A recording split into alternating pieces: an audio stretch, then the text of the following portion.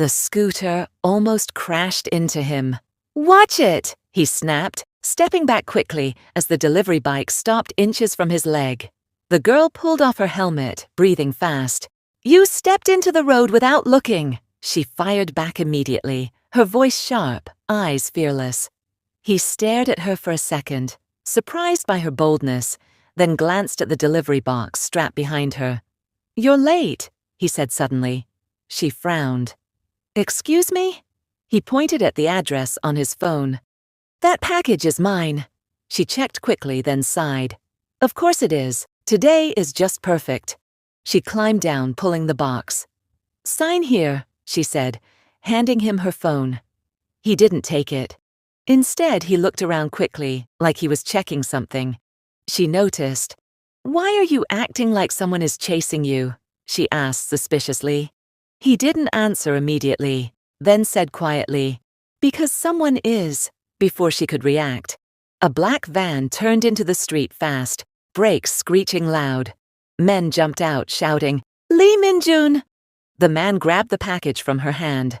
"Come with me if you don't want trouble," he said quickly. She blinked. "What?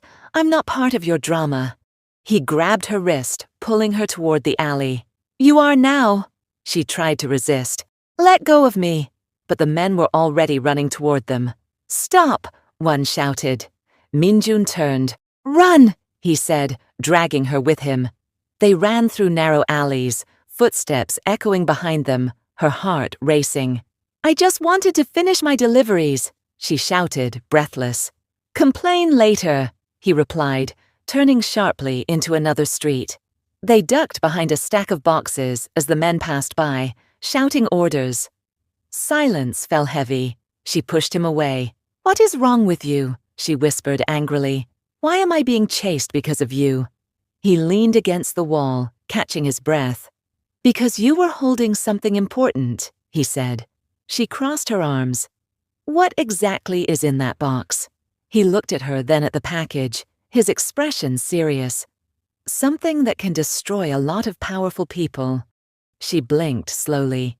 "You're joking." He shook his head. "I wish I was."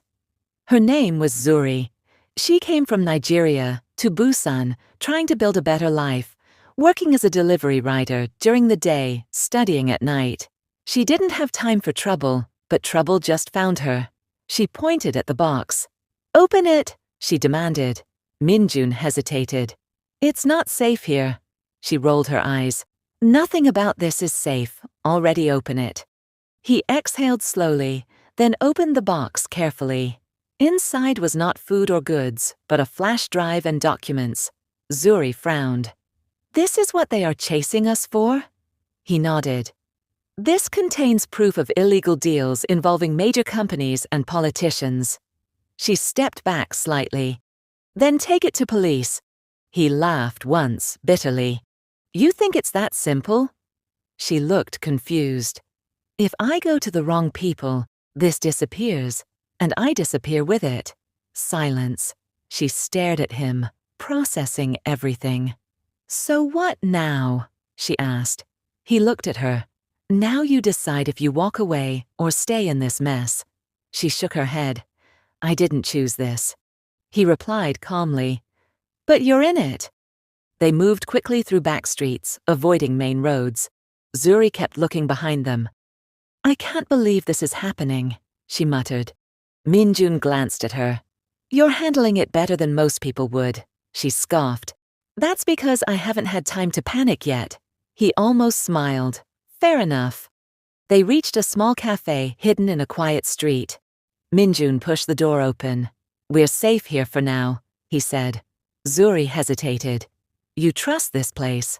He nodded. "It's owned by someone who owes me a favor." She sat down slowly, still tense. "Start talking," she said. "Who are you, really?" He paused, then said, "I used to work for one of those companies in the documents. I was part of their system until I realized what they were doing." She narrowed her eyes. "So you were one of them?" He nodded slightly. "Yes." That made her lean back. "And now you want to be a hero?" He shook his head. "No, I just want the truth out before they bury everything. Silence. She studied him carefully. Why risk your life? He answered quietly. Because I've already lost everything else. That line hit different.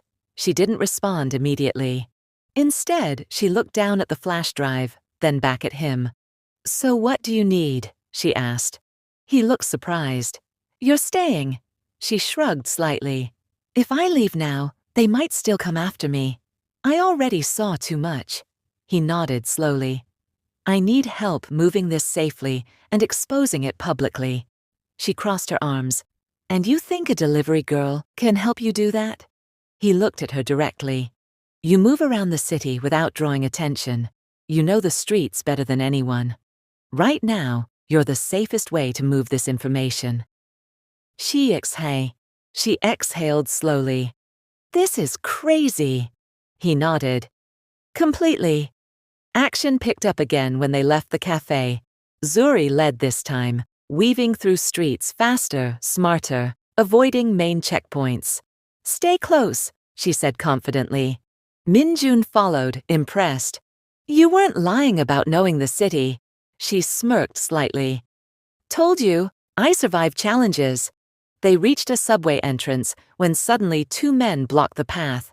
Zuri froze slightly. Minjun stepped forward. We don't want trouble. One man smiled. But trouble wants you. Before things escalated, Zuri grabbed Minjun's arm, pulling him down the stairs quickly. Move, she whispered. They jumped onto a train, just as doors closed, the men arriving seconds too late. Inside the train, both of them breathing hard, she laughed nervously. Okay, now I'm panicking a little. Minjun smiled faintly. Welcome to the situation. Mid-story, when they reached a safe apartment, Minjun connected the flash drive to a laptop. Zuri watched carefully. Files opened, revealing transactions, names, signatures. But then something unexpected appeared. Her name. She froze. Wait, go back, she said. He scrolled again. Her full name, passport details, transaction history. Her expression changed completely. Why is my name in this? She asked slowly. Minjun frowned, confused. That's not possible.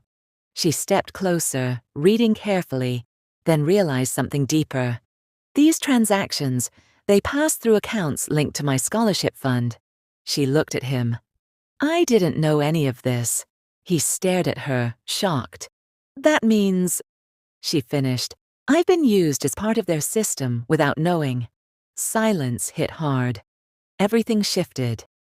She wasn't just involved by accident. She had been part of it from the beginning without knowing. Minjun leaned back, processing. That makes you a target too, not just a witness. She laughed slightly in disbelief. So even if I walked away earlier, it wouldn't have changed anything. He nodded. No. That twist changed her completely, from scared to determined. She looked at him. Then we don't just expose this, we destroy it properly. He raised an eyebrow. I like that energy. She smiled, but this time it wasn't the same light, playful smile from before. It was sharper, focused, like someone who had finally understood the weight of the situation and decided not to run from it. Minjun studied her for a moment. You realize this won't be simple, right? He said quietly. Zuri crossed her arms. Nothing about my life has been simple since I came to Busan, so don't expect me to start now. He almost laughed but stopped himself. Fair enough, he replied, then leaned forward, pointing at the laptop screen. If we're doing this properly, we need to hit them where they can't recover, not just leak random files. She nodded. Then we organize everything, evidence, timelines, connections.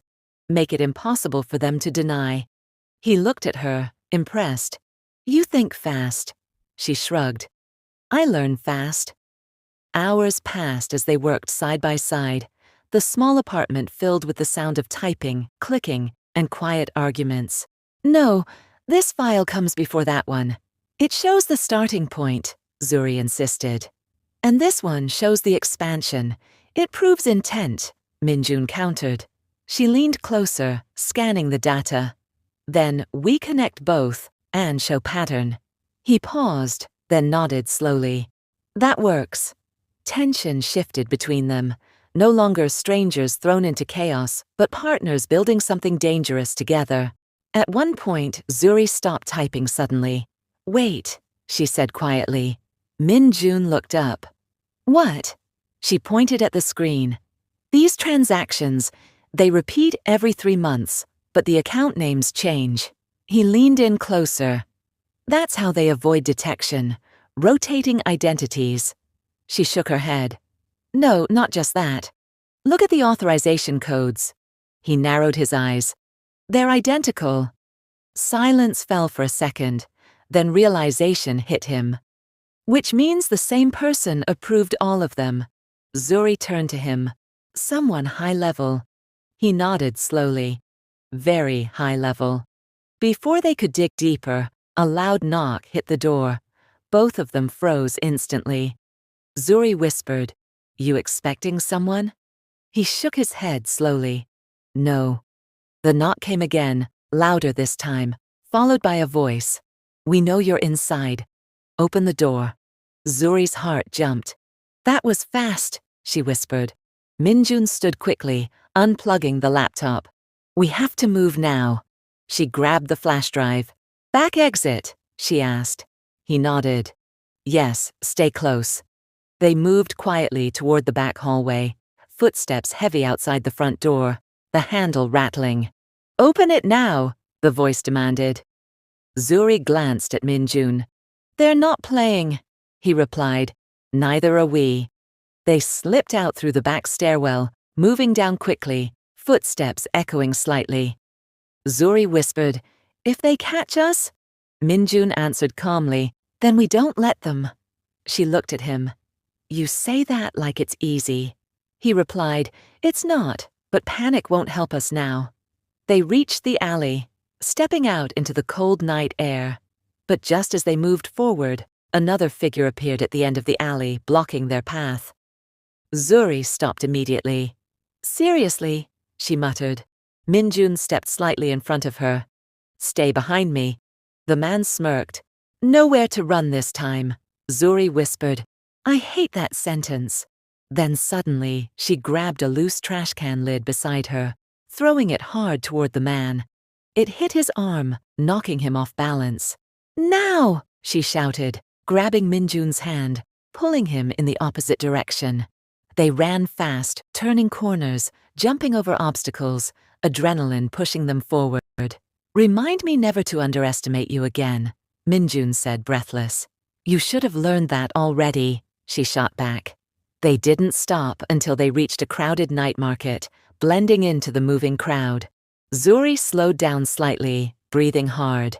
We can't keep running like this forever, she said. Min-jun nodded. We won't. She looked at him. Then what's the next move?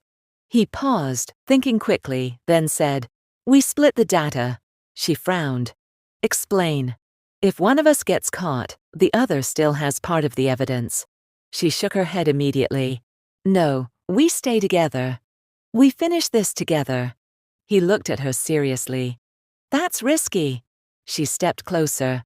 So is everything else we're doing, but I'm not leaving you to handle this alone.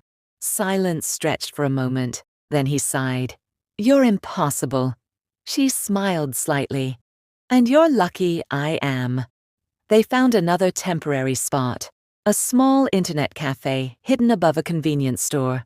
Zuri plugged in the drive again, fingers moving faster now, more confident. We need to upload this in layers, not all at once, she said. Min-jun nodded. Multiple platforms, multiple locations, make it harder to shut down. She glanced at him. Exactly.